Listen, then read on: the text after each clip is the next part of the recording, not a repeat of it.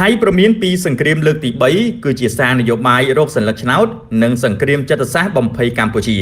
ថ្មីនេះសារព័ត៌មានថៃបានចុះផ្សាយប្រងព្រាតពីការប្រមានធ្វើសង្គ្រាមលើកទី3ជាមួយកម្ពុជាព័ត៌មាននេះត្រូវបានអ្នកវិភាគមើលឃើញថាវាជាសារនយោបាយនិងសង្គ្រាមចិត្តសាស្ត្រមិនមែនមានន័យថាថៃចង់បើកសង្គ្រាមពិតប្រាកដភ្លាមនោះទេរដ្ឋមន្ត្រីការពារជាតិថៃទៅព្រំដែនហើយបាននិយាយថាត្រៀមធ្វើសង្គ្រាមលើកទី3ជាមួយកម្ពុជាវាមានន័យចម្បង3ចំណុចសំខាន់ទី1គឺរកសัญลักษณ์ឆ្នោតក្នុងស្រុកគាត់ចង់បង្ហាញខ្លួនថាថៃខ្លាំងការពារប្រទេសបានដើម្បីទាក់ទាញស្មារតីជាតិនិយមរបស់អ្នកបោះឆ្នោតថៃនយោបាយថៃភាគច្រើនប្រើរឿងព្រំដែនជាឧបករណ៍រកសម្លេងឆ្នោត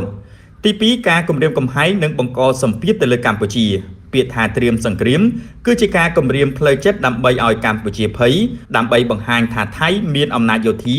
ដើម្បីបង្ខំឲ្យកម្ពុជាទន់ខ្សោយក្នុងការចរចាព្រំដែនចំណុចទី3បំបាំងបញ្ហាផ្ទៃក្នុងរបស់ថៃពេលនយោបាយក្នុងស្រុកមានវិបត្តិគេបង្វែរចំណាប់អារម្មណ៍ប្រជាជនទៅកាន់សត្រូវក្រៅ